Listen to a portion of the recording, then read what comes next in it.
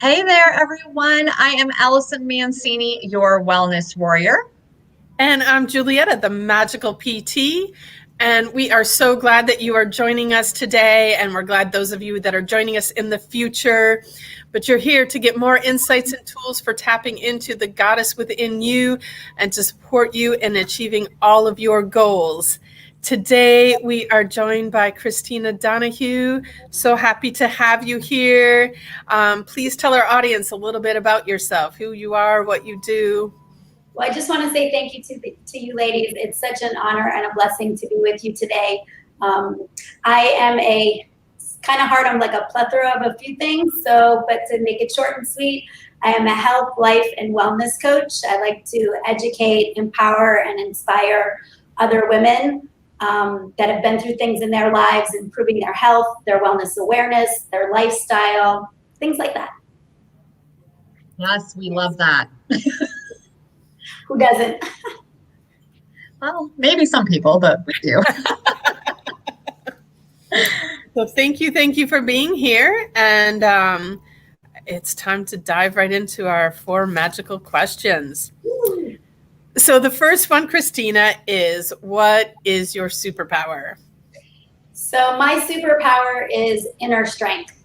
Through my life, and women go through an amazing amount of challenges and hard work. And there was a point in my life about 6 years ago where I lost that strength and fought really, really hard to get it back. And it's something that I'm super passionate about because when you have that inner strength, there's infinite possibilities in your life. And there is nothing that you can't overcome and get through as long as you hold true to that inner strength. I even got a tattoo that stands for inner strength with a heart around it, because you always want to keep that love in your heart when you're being strong. You don't want to lose sight of that. That was something I lost sight of and took me to a place that I just didn't want to be. So I believe that that's my inner strength, and I love to give it to others. I even say, if you don't have it, you can borrow mine until you get there, because I believe in you, and I believe every woman can tap into that inner strength within inside of them. That's beautiful. That is awesome. And I think, Julietta and I've known you for 5 years now, I'm going to say. Yeah, about 5 years. And, we the three of us know each other pretty well, and we know we've all been through a lot. And I would say, Christina, you definitely, the minute you said that, I was like, yes, that is your superpower for sure. Definitely. So, yeah. And that's a hard thing that's a hard thing for some people to come by. It's a lot, our brains talk negatively to us so much of the time. So you have to be really present, as we've been talking about, and conscious and aware of what your own head is saying to you to keep that inner strength, for sure. Absolutely. Yay. All right. The next question is, what is a book that has greatly influenced your life? So I have many books that I love, because there's just, as us women read a lot of books and take things, and that's what helps you keep your inner strength. You have to have the resources and the tools. But when I really thought about it, the one that influenced my life the most was The Gifts of Imperfection. Let go of who you think you're supposed to be and embrace who you are. A lot of times we think, huh? I need that book. Listen, we both need that book. Here it is. The Gifts of Imperfection. A lot of times we strive to be perfect. I know my own self as a perfectionist. I was always like, okay, am I going to have to change for people to like me? I've got to do things right. Do I pretend if everything is okay? And I did all of these things, and I was like, why do I love myself? And you really need to, it's look inside of yourself and find who you are and just come out. I mean, you are worth it. And there's actually a quote in the book. It says, the thing that's really hard and really amazing is giving up on being perfect and beginning the work of becoming yourself. Be yourself, be your true self. When I used to be out there, I was not confident at all. And people were like, no, you're super confident. I'm like, yeah, you think? I present a lot. And I didn't want to live my life that way. So this book really got me to look inside of who I am and help me to know that I am enough and I'm worthy, and be confident and compassionate and have the courage to just go through anything in life. So it's a really great book.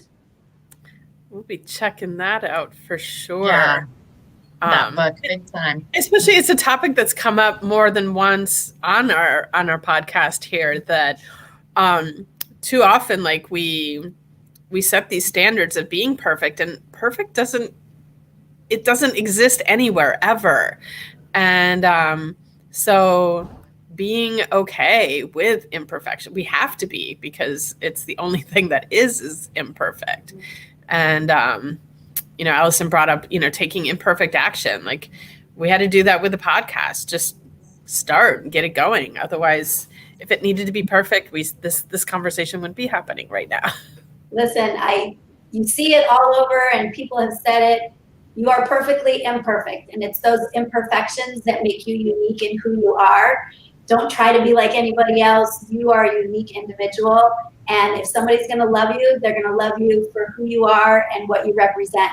When I was a little girl, I had on my wall a poster of Garfield and Odie looked up to Garfield, and it said, "Be okay with who you are." And really, that's all you need to do. As long as you're okay within yourself, you can freely give the love, compassion, support, whatever it is, to everybody else. You're always trying to be something that you're truly not. You can't give to others even. That brings up a thought that I have, that someone was telling me the other day. No, this was a long time ago, actually. It was a coach that I've worked with, and she was saying how it took her a long time to be okay with the fact that not everybody was going to like her, which I think kind of ties into this whole being perfect thing. And one of the things, I think she said, who says this? It'll come to me later in our conversation. But the idea that it's really not your business what other people think of you. It's not. Yeah, you have to. Rachel Hollis says that. That's who says it. I'm like, I know I would think of it. She says that all the time. And it's so true. And I have to remind myself of that sometimes when I have interactions with people, because I'm very much like that. And Juliet and I've talked about that very, in the past, have been very worried about doing it just right and being perfect and having everything just so. When I'm having conversations with people, sometimes I walk away from a conversation and I'm like, oh, I don't think they really, we didn't really click there. And then I have to say to myself, you know what? That's okay. I don't have to be on the same page with everybody, and everybody doesn't have to like me. I have my people that are okay with my good and bad and my, my little bad habits, and especially my husband after 27 plus years. So I always think to know me is to love me, and people are going to accept you, and not everybody is a fit for everybody, and everybody needs to be okay with that. One thing that I actually, because I'm so passionate about helping people and being a coach, and I'm sure you ladies can relate, you want everybody to get there and you want them to want it so bad. And it took me a long time to not take that personally either, because I can only help you and guide you. You have to do the work. And that's really where it comes from. So knowing that you're doing that good and you're putting it out there and you're educating and inspiring and empowering other people, they're going to take what they want to take and they're going to let go what they want to let go. And I just do it because I know if something I said or did will impact their life in some way, shape, or form. I may never know about it, and that's okay. But I'm doing that because that is what I love to do. So not everything is a fit. Yeah, it's so true. It's so true. Yeah. So I think, Julietta, are you ready for our next question? Yes, I am. Our next question is, what is your favorite self-care practice? Oh, I have so many, and the reason why I do is because each one of these feeds a different part of my soul and what I need for the day.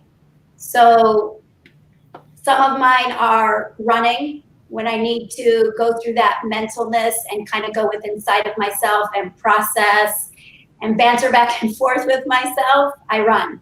I love to go down to the beach and just have some quiet time. Maybe it's a sushi dinner.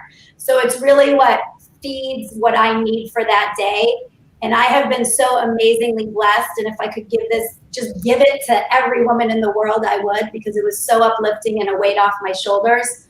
When I learned to really take care of myself and put myself first, I'm blessed that I can take in my day when I wake up, what do I need to be the best version of myself today? What does that look like and what does that feel like? So whether it's a run, the beach, reading a book, listening to my music and dancing in front of the mirror where I look silly, I just pick what my soul needs that day in order for me to be that best version of myself. I love that because I'm kind of the same way. Like we ask that question every interview. And actually one of the women today, she's like, I need to give you more than one. Like, and you're the second one to say that. And it's true. I have different self-care practices depending on what I have going on that day, my time, what I feel like I need, depends on what I do. But I love how you said it. And Julietta, we just talked about this in another interview.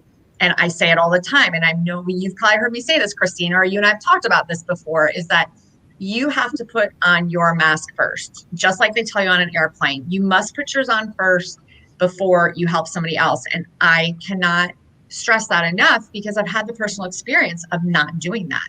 I did not take care of myself 12 plus years ago.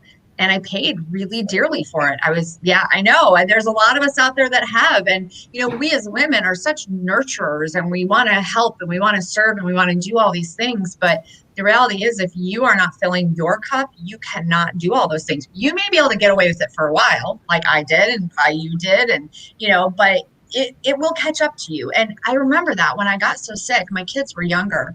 I think they were like late elementary and middle school. And I remember them saying to me, Mom, why did you get so sick? What happened? And I said, because I wasn't taking care of myself. It took me time to get to this point. It wasn't something that happened overnight, so I think if that's one thing, I think you and your business, Christina, and myself, and I know Julietta, I'm sure runs into this a lot. You have to take care of you. You have to. You're not going to be able to do what you want to do if you don't. So super 100%. stressful. And the other thing that I learned is that there's so many things that are metaphysical. And if you're not taking care of yourself and you're holding on to things or you're not doing self-care or whatever it is, it comes out in your body, as you ladies know. And a lot of people are like, oh no, metaphysical doesn't matter. Well, it really does. And when you can learn and identify it, it's like soul releasing or body releasing, or I don't know, it's crazy, but it's good. And then your overall wellness is just so much better. And you can serve from just a higher purpose for whatever it is you're doing or whatever you want to serve. That makes sense. Mm-hmm. Completely. Yeah, I like that. The question is, what is your favorite? But we do need options and to be flexible with ourselves, even though, our most common answer is the meditation, and meditation is great and wonderful, but, some days I just don't feel like meditating, and knowing that it's okay to choose not to, or even right now I'm drinking celery juice every morning, and, I'm getting a little tired of it. And yesterday I skipped my celery juice. And you know what? It's okay. The world didn't stop spinning. And yeah. So, I made different choices yesterday that fed my soul, and that's okay. It is. And you got to be okay with that. Completely. Our next question is about accountability. How do you create accountability in your world, Christina? Well, in what I do with being a health and wellness coach is I know that I have to live my life by example and live out loud, because all eyes are on me and they're looking to me. So I have to be accountable for my actions if I'm asking somebody else to be accountable for theirs. which actually lifts you to a higher place when you can hold that accountability. Also for my kids, I want my kids to see what it is that they're supposed to do and live life like and lead by. And so I hold myself very accountable for every action I do. You know, that, what's that saying? Walk the walk, talk the talk, you know, those types of sayings. There's a lot of people out there that say, oh, they say I walk the walk and I talk the talk, and they don't. You know, in my martial arts career, I always would step out on that floor and I told the kids, everything I told the kids, I lived my life by. I didn't tell the kids not to drink because I have a drink once in a while. Drink responsibly. You know, drink when you're old enough to drink. And I just picked a random one. You know, I used to tell them, you can't buy it off the internet for $39.95. Nothing in life comes without good old-fashioned hard work. And I always made sure I'm the example of that. Yeah, I do love that. And that is true. Because I think about that with my business also, being that we're both in wellness, and Julietta, you are too. I mean, your clients, and Julietta, I'm sure your patients, they look to us. Are we, you know, and one of the things I always tell my clients is, I'm not perfect yet. I'm still a work in progress. I probably always will be until I take my last breath. But I continue to try to live by example. If, like you just said, if we're going to ask that of our friends and clients and patients and whoever they are, we need to live by that example. Like, I think back to, like, I don't know, would have been probably in the 1950s or 60s. Think about like physicians that smoked, right? Like, how much of it, like, I look at that and go, how did that even, like, how is that even okay? Like, I'm not even sure. But yeah, they didn't know. They didn't know. Yeah, I know. Well, yeah, you're right. Generally, yes. No, there was a time when nobody knew that smoking was bad for you. There was also a time, well, this will be interesting. I'll talk about this. You know, like in Native American practices and shamanism, like, some believe that tobacco was placed on this earth, a gift from God, source, whatever you want to call the higher power. It was given to us on this planet so that we could smoke it to send signals to God that, you know, that's where the smoke signal came from, sending the message to God, hey, we need you. You know, so it's actually like an act of prayer and connection with God. And here we have, as humans, have like completely tainted this thing, and companies have put massive chemicals in them that harm people. But, you know, it also goes to, you know, what you believe. So if you believe smoking is bad for you, it's bad for you. And like, I'm laughing at myself saying this as someone who's never smoked anything ever in her life. But, you know, but it's all about how you approach it. And, you know, like, if you want to make smoking a sacred habit, like, it can be. And, you know, preferably go get like organic, natural tobacco and roll your own cigarettes so that you're not dealing with those toxic chemicals that the big companies put in there. But everything can be sacred, just depending on how you look at it. So, you know, we're so quickly to judge things as right or wrong, bad or good. And I think, you know, almost everything can be both, just depending on your perspective of it. Absolutely. That was kind of like a way off tangent out there. That's all good. And I like, I had a total coughing jag. Good thing we can mute ourselves. Talking, yeah, but also like funny that you're doing that when we're talking about smoking and how bad it is. I know, I was thinking it because I'm listening to you guys and I'm like, and here I'm having a coughing fit. But you know what? Going off on a tangent, what's really interesting is I used to be a smoker. I grew up in the Midwest. In the 80s, a lot of us smoked. I still have friends that smoke, sadly. But as I was going on that path to quitting, that you bring up organic, Native American, you know, that tobacco, I actually switched to that as a way to get off. Yeah, really interesting. So especially here in South Florida, there's actually quite a few brands. Not that I'm encouraging smoking at all, but You know what I'm saying? It just is interesting that you bring that up, because I guess if you're going to use it as part of your, ritual of prayer as they did back in the day, then yeah, do organic, I guess, and don't have it of it. Coming from a ex-smoker.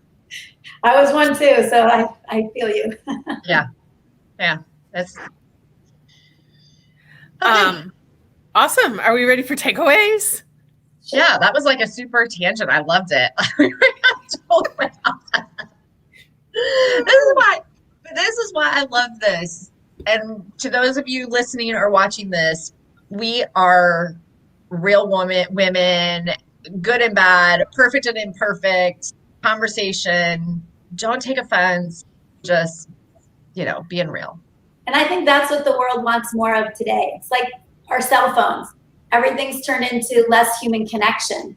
And when you are perfectly imperfect and can live your life out loud and show that, people resonate with that. And I think that's what a lot more women want. They don't want to, my opinion, click on that sponsored ad and get something that's cookie cutter. They want real women, real lives, real life instances, and to be educated and know what other people go through, because you're not alone. People go through the same things. You might not know what someone goes through right at that instance, but they're going through something or have gone through something. And they're just looking for either a connection, a resonation, or even a place that they can become healthier, whether it's in their mindset or their external or internal health. And I am just so blessed with you ladies to be helping to empower the world even more today. It's amazing. I'm glad you brought that up, because I think it is really important for anyone watching or listening. And if you're out there, to know that, just because, and I think about this all the time. Perfect example. If you're ever driving down the highway, especially in South Florida, and you have someone come racing up on you, they're tailing you, you can tell they're aggravated and they want to get around you. You know what I always say to myself? I don't know what's going on in their life right now. Maybe someone's in the hospital. Maybe a loved one just got in an accident. Maybe someone's dying that they're trying to get to. And I get out of the way. Like, I feel like we have to remember, and even when we're talking to each other, we don't know what you just had happen to you that day. A lot of times what we see on social media and what we put out there are not always what's really going on. So, and I think it's so important for our kids and younger generations to understand that too, that that's just what people want you to see most of the time, not always real. So I love that we, in this podcast and in this YouTube, try to really be real. So absolutely. The good, the bad, is how you learn. Okay, I'll stop going on and on, because I could go on. We love when you go on, Allison. I love it. Oh. Do you have a takeaway? Do I have a takeaway? I do have a takeaway. This is my takeaway, and I love this, because I think so many times when we ask that question about self-care, that people just pick one thing. And I'm glad that our last couple of women that we've interviewed have not done that. And I love how you put it, Christina, that really it's based on what you need that day, what your soul needs, what you feel is speaking to you that day. And I love, Julietta, when you said there's just some days I don't feel like meditating, because that happens to me too. Or not even, maybe I just wake up late and I just have a lot on my plate that day. And I probably should take the time, just even a couple minutes, to meditate, but I just don't. And that it's okay. Like, I think that's one thing for the three of us, as we're all in health and wellness. We give the people we work with the tools that they need. Use it how it works best for you. And I love that you brought that up, Christina. Is, just because we do it doesn't mean it's going to work for you. And that's also why we're doing this podcast, because we want to give all of the women out there as many different tools as you can and find what works for you. So I appreciate you saying that about the self-care. I do different things all the time. Yeah. So thank you. Awesome. My takeaway was her talking about inner strength as her superpower. And, because it's something that, probably all of us at one time or another, have felt completely depleted and not connected to our inner strength. But it is in every single one of us. And it's something that comes up over and over again with my clients when I'm working with them and getting them, to take their power back and just own it and be it. And it's definitely inside of all of us. and it is easy to lose the connection with it. And just for everybody to remember, it's in there. And if you need help connecting to yours, reach out to someone. And because don't be afraid. Yeah. That's one thing I learned is it was really hard for me to, and just real quick, going back to the accountability, like you said, when you asked me about accountability, is I never used to have a coach. I was always someone else's coach, or I didn't have a higher power. So I actually tap into my higher power and I reach out, and I want all women to know, as I'm sure you ladies do, that when people tell you to reach out, take them up on it. Go through the tools and resources. Don't recreate it. Listen to that life story they may tell you to help you get through what you're going through. Give you the resources and the tools. Take them up on it. Don't be afraid. They're not going to offer it if they don't want you to do it. Take them up on it. It's a huge, I know that it's a scary thing to do. It was a huge step for me. But I said, one of my favorite quotes is face everything and run. Fear means two things: face everything and run, or face everything and rise. And I finally said, I'm just going to go for it. And I did. And if you go for it and it doesn't work out the way you wanted to, then you don't reach out again. But you never would have known until you tried. So take that person up on it. Yeah, and I even say that. Ask. Just ask. Ask for the help. Ask. The worst they're going to say? No. No. Yeah, That's the let's worst. do that right now. You don't know unless you asked. I agree. All right. Did you have something else was that your takeaway, or is there? Oh, no, that wasn't my takeaway. I was just talking about your takeaway. So what is your takeaway? So my takeaway was when you said to be flexible with yourself. You know, I call it rigid flexibility sometimes, but you do need to be flexible, not only with yourself, but with your life. Have that flexibility. Don't be so rigid in what it is that you're doing. Be flexible. Your soul and your heart will appreciate it, because you don't want to become resentful. You don't want to become angry. And then your body gets all, and then you can't give. So just grace yourself with the flexibility to make the change if you have to, or make the adjustment, whatever that is for you. Awesome. Yeah. All right. Great. This was awesome. This was amazing. I love seeing you ladies. We love seeing you too, Christina. Thank you for joining us. Thank you for having me. It's an honor. Thank you to everyone out there listening to us now in the present or going forward in the future. If you enjoyed what you heard today, please subscribe to our YouTube channel, our podcast. We'd love any feedback that you have to give us. And if you've enjoyed this, please share it with your friends. And all of the stuff that we talked about in the show, you can find the tools to access that in the show notes, and also contact information if you need to get in contact with any of us. And this has been fantastic. Have a magical day, everyone. We'll see you soon. Bye. See you Bye. soon.